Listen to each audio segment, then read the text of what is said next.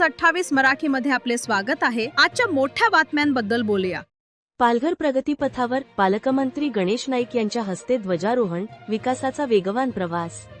महाराष्ट्र राज्याच्या 67व्या स्थापना दिनानिमित्त पालघरच्या पोलीस परेड मैदान कोळगाव येथे पालकमंत्री गणेश नाईक यांच्या हस्ते मुख्य शासकीय ध्वजारोहण संपन्न झाले। यावेळी बोलताना पालकमंत्री नाईक म्हणाले, वेगवान विकासामुळे पालघर जिल्ह्याची प्रगतिशील जिल्ह्याकडे वाटचाल सुरू आहे। केंद्राच्या ॲस्पिरेशनल डिस्ट्रिक्ट प्रोग्राम मुळे आरोग्य, शिक्षण, पाणी, वीज व डिजिटल सुविधांमध्ये लक्षणीय सुधारणा झाल्याचे त्यांनी सांगितले।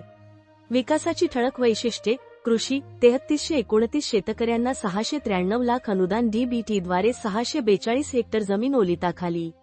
आरोग्य 430 खाटांचे शासकीय वैद्यकीय महाविद्यालय जायकाच्या सहकार्याने। डहाणू, जव्हार, मोखाडा येथे मोफत डायलिसिस सेवा। महिला सशक्तीकरण, उमेद व लखपती दीदी उपक्रमातून आर्थिक स्वावलंबन। रोजगार, मनरेगातून 2.49 लाख मजुरांना 190 कोटी मजुरी। प्रशासन, 90% पेक्षा जास्त शासकीय सेवा वेळेत। बिनशेती करातून मुक्तता। शासन, प्रशासन व नागरिकांच्या संयुक्त प्रयत्नातूनच जिल्ह्याचा सर्वांगीण विकास होत आहे, असे पालकमंत्र्यांनी सांगितले।